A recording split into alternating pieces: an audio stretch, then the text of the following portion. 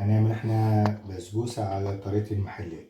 ماشي، هنجيب احنا نص كيلو دقيق سميد من عند اي عطار او من عند او كيس بسبوسة من عند السوبر ماركت، عليها كوباية سمنة اهي، واقلب بقى جامد عشان السمنة ايه تشرب الايه حاجة، عشان الدقيق يشرب.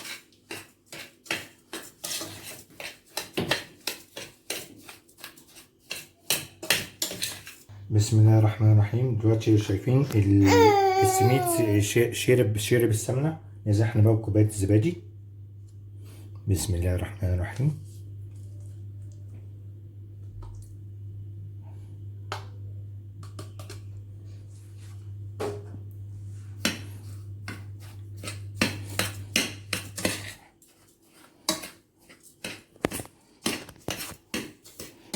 ادي الزبادي، قلبنا الزبادي مع السمنه مع البسبوسه، ظبطت الدنيا.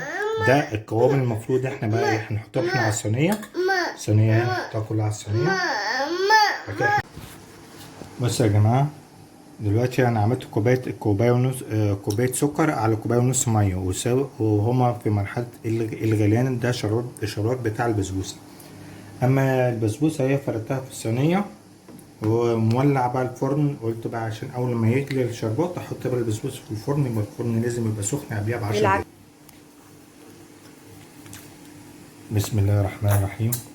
ادي الشربات هو قرب يغلي. هو عباره عن كوبايه سكر وكوبايه ونص ميه. اول ما يغلي اطفي عليه. بعد كده بقى ايه، وادي البسبوسه احط البسبوسه بقى في الفرن، وان شاء الله بقى ايه هوريها لكم بعد بقى.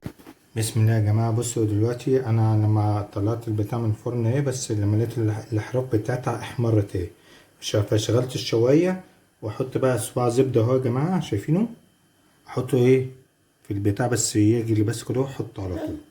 انا مش كملش ايه بالظبط دقيقتين، واول كده هطلعها احط بقى الشربات بقى عليها ان شاء الله.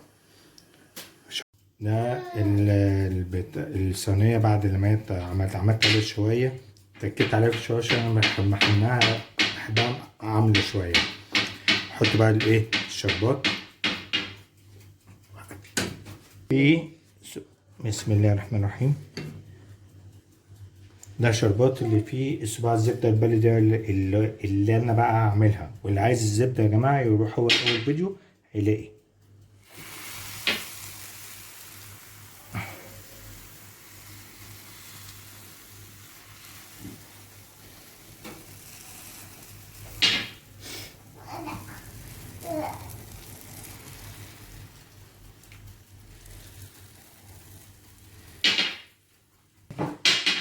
يلا بصوا يا جماعه، انا بقى سيت بالشربات اللي هو بقى الزبده بقى بتاعتنا، وبألف هنا وشفا على قلبكم.